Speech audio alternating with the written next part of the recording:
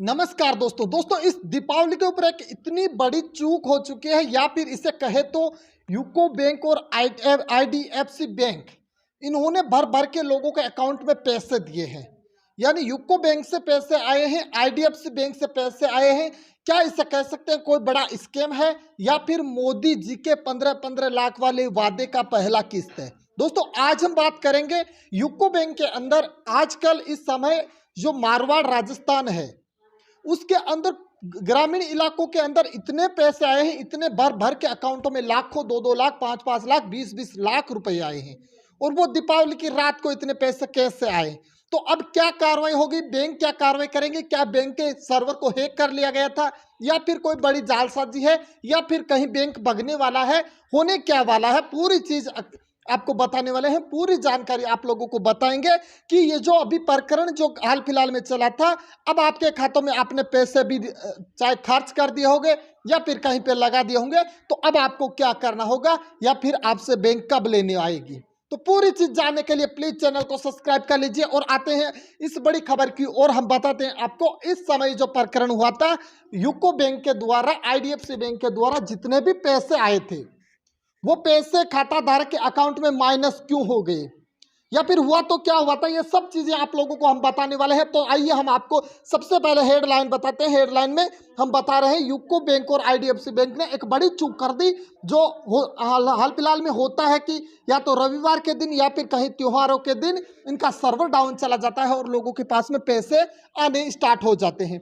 अब पूरा प्रकरण आप लोग सुनिएगा। आप लोगों ने भी इसमें हो सकता है पैसे कमाए होंगे या आपके अकाउंट में पैसे आए होंगे, तो अब आपको क्या करना होगा या फिर बैंक रिकवर कैसे करेगा? ये बैंक की कोई बड़ी जालसाजी है या फिर कोई रिकवरी का ये सिस्टम है या फिर ये कहीं बड़ा स्कैमर्स का कोई गेम है? तो हम आपको बात कर रहे हैं दोस्तों, हाल फिलहाल में जो चल रहा है प्रकरण काफी ज्यादा ट्रेंडिंग हासिल कर चुका है। यूको बैंक व आईडीएफसी बैंक के हजारों खाताधारक दीपावली पर कारस्तानी कर बने लखपति। अब खाते फ्रीज होंगे या वसूली होगी, पूरी चीज जान लीजिएगा।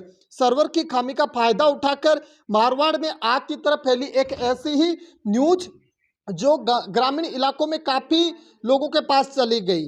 लोगों ने इसे कमाई का रास्ता बना लिया। यानी कि जब आईडीएफसी बैंक का सर्वर जो था, सर्वर हैक हो चुका था या फिर इसे डाउन समझ सकते हैं, कैसे भी हम मान सकते हैं।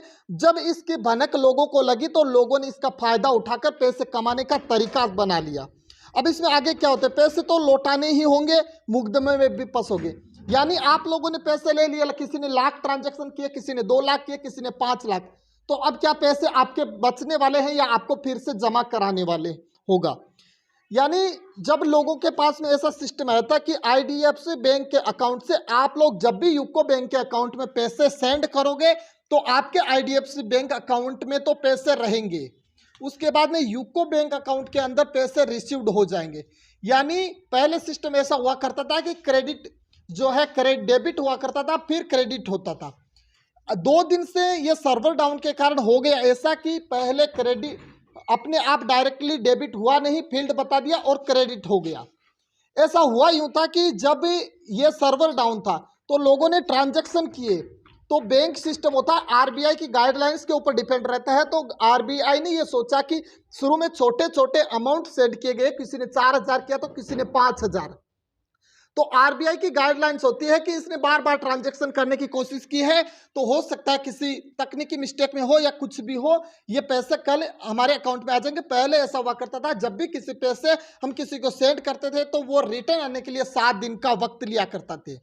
लेकिन इस दीपावली के त्योहार के दिन बैंक वालों की ये सबसे बड़ी चूक हो गई, आरबीआई वालों की ये सबसे बड़ी चूक हो गई कि उन्होंने जिस खाताधारक के पास में हम पैसे सेंड कर रहे थे तो पैसे पहले तो फील्ड हो जाते हैं, फील्ड होने के बाद अगले के खाते में भी क्रेडिट कर दिए गए थे। तो क्रेडिट होने के बाद में ये धीरे धीरे आग की तरह चारों तरफ बात फैलने लगी। ये राजस्थान के पश्चिम की बात है, जोधपुर जैसलमेर इधर की तरफ की, जो नागौर या इधर जो भी एरिया है, इन इलाकों की बात है। अब धीरे धीरे करके पैसे जो है ये आग की तरह लोगों में फैलने लगी। ग्रामीण इलाकों के लोग जो थे वो आईडीएफसी बैंक के अंदर अपने पैसे डालते हैं और उसके बाद में यूको बैंक के अंदर वो पैसे सेंड करते हैं और यूको बैंक से किसी अदर बैंक में सेंड करके या तो वो किसी से कैश पेमेंट ले लेते हैं या फिर वो किसी से अपने दूसरे अकाउंट में डलवा लेते हैं।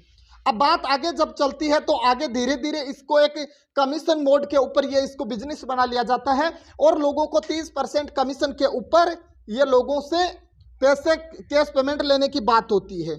अब जब बात इसको धीरे धीरे ये आरबीआई के सर्वर पे पता चलती है कि एक साथ इतने ट्रांजैक्शन कैसे हो रहे हैं, वो भी रात के दिन, हर एक 5 मिनट से हर एक खाता में पैसे लाखों की ट्रांजैक्शनिंग हो रही है, तो वहाँ पे जो साइबर सेल्स के जो वहाँ के इंजीनियर है उन्होंने इसके बारे में जानकारी ली तो उनको पता चला कि आईडीएफसी बैंक का सर्वर डाउन है, आईडीएफसी बैंक का सर्वर क्रैक हो चुका है, जिसके कारण आईडीएफसी बैंक के पैसे तो कट नहीं रहे और यूको बैंक के अंदर क्रेडिट दिखा रहे हैं। अब इसमें किस बैंक की गलती है ये तो आने वाले समय में जब जांच का विषय तब मालूम चलेगा, लेकिन लोगों ने इसे इस प्रकार से सिस्टम बना लिया कि हर एक लोगों ने, किसी ने 20 लाख, किसी ने 25 लाख, किसी ने अपने अपने जितने पैसे थे उनको डबल, 4 गुना, 5 गुना, वो कहाँ आपने सुनी होगी, वो एक फिल्म आई थी अक्षय कुमार की, रात रात में पैसे डबल, तो वही सिस्टम हो गया कि रात रात में पैसे डबल करने का ये तरीका लोगों के पास में, हमने काफ़ी लोगों से सुना, तो काफ़ी लोग ये कहते हैं, न्यूज़ पे भी वो दावे कर रहे हैं या फिर रिकॉर्डिंग्स करके भी ये वो लोग वायरल कर रहे हैं और वो लोग दावे कर रहे हैं कि ये मोदी जी द्वारा जो 15 लाख का वादा किया गया था उसके अंदर हमें पहली किस्त मिली है दीपावली के ऊपर। हमने बहुत से लोगों से ऐसा सुना है, तो दोस्तों आपके आसपास में भी ऐसी घटनाएं हुई होंगी, लेकिन अब आपको मैं बता देता हूं होने वाला क्या है, आगे क्या होगा। सबसे पहले आपको पता है कि बैंक के जो सिस्टम होते हैं वो लंबित रहते हैं और लंबे समय तक कार्रवाई चालू रहती है, लेकिन आरबीआई ने इसके ऊपर सख्त आदेश दिए हैं। जितने भी अकाउंट्स में उस समय पैसे इधर या इधर किए गए या किसी के साथ में ट्रांजैक्शन किया गया तो वो लोग अब उनके जो भी खाते हैं उनको फ्रीज कर दिए गए हैं और जो भी खाते हैं उन सब में खातों में फ्रीज करके और जांच में जुटी है। जो भी ग्रामीण बैंक हैं या भी जहां भी बैंकों का यहाँ पे जो बैंक होते हैं वहां पे हर एक बैंक चेक कर रहे हैं कि कौन सी बैंक में किस समय कितना ट्रांजैक्शन हुआ था और खातों को लिस्ट बना के फ्रीज किए जा रहे हैं और पुलिस में रिपोर्ट दी जा रही है। पुलिस ने भी पूरी कार्रवाई कर रहे हैं। पुलिस ने खाता धारकों को भी कॉल करना स्टार्ट कर दिया या खाता धारकों के लिए नोटिस जारी करने स्टार्ट कर दिए हैं और रकम लौटाने की बात की जा रही है। रकम लौटा दोगे तो आपका खाता एकदम सही हो जाएगा। अगर आप जो रकम नहीं लौटा रहे हो या कारण बताओ नोटिस अभी पुलिस ने जारी किया है, तो देखने वाली बात यह होगी कि कौन से कारण के एंगल में या किस एंगल के आधार पर यह सब चीजें हुई थी। आने वाले समय में आपको मैं और बता देता हूं, आरबीआई जो है उसने सख्त आदेश दिए हैं, जब तक इनका कोई सॉल्यूशन नहीं होता तब तक ये सभी खाते टर्मिनेट होंगे, सभी खाते फ्रीज किए होंगे और अगर उसके अंदर पैसे है तो उससे रिटर्न काट लिया गया। और काफी जगह हमने ये भी देखा है कि किसी ने पैसे डाल भी दिए और उसके खाते में माइनस दिखाई दे रहा है, लाखों रुपए का ट्रांजैक्शन माइनस में चला गया। अब दोस्तों आपको हम बताते हैं ये जो बड़ा स्कैम था, इसमें जो बड़े स्कैमर्स थे उन्होंने तो अपना जो पैसा कमा लिया, क्योंकि उनके पास में ऐसे ऐसे अकाउंट्स होते हैं या फिर आप कैसे भी समझ सकते हो, वो किसी भी तरीके से किसी को पैसे देते हैं कि या आप 1 लाख रुपए लीजिए, आप इस अकाउंट में सेंड कीजिए, उससे आप हमें दे दीजिए। बार बार वो ऐसा ही कर रहे हैं कि आप लोगों को 30% हम दे रहे हैं, तो उन्होंने लाख रुपए के अंदर, मान लीजिए एक छोटी रकम बता रहा हूँ, लाख रुपए में 30,000 उसको दे दिया और उसको बोलते हैं कि आप 5, 10, 20 बार आप इसके ऊपर ट्राई कीजिए। अब जितनी बार वो ट्राई करा था वहां पे फेल्ड हो रहा था, यूको बैंक में वो सेव हो रहा था, क्रेडिट हो रहा था और यूको बैंक में जब भी सेंड हो रहा था उसने भी बता दिया कि आपके पास में पैसे भिजवा रहा हूं, मेरे इस अकाउंट पे डालते रहना। तो यूको बैंक वाला खाता धारक उसके अकाउंट में डाल रहा था बार बार। तो वो जो स्कैमर्स है उसने ना तो अपने अकाउंट्स यूज लिए, ना अपना कोई नाम यूज लिया, कुछ नहीं लिया। बोले वाले जो लोग हैं, गरीब लोग हैं, उनको छोटे छोटे पैसों का या कमीशन का लालच देकर उन्हें बोला गया कि आप ये कीजिए। उसके बाद में उनसे वो कैश पेमेंट उठाता गया या एक अलग अकाउंट में डलवाता गया जहां से वो कैश उठाता गया। ये एक बड़ा स्कैम है और स्कैम की भनक जल्द पुलिस को भी लग गई थी, बैंक वालों को भी लग गई थी, लेकिन जब तक भनक लगती तब तक पूरा सिस्टम हैक हो चुका था और पूरे खाते खाली हो चुके थे।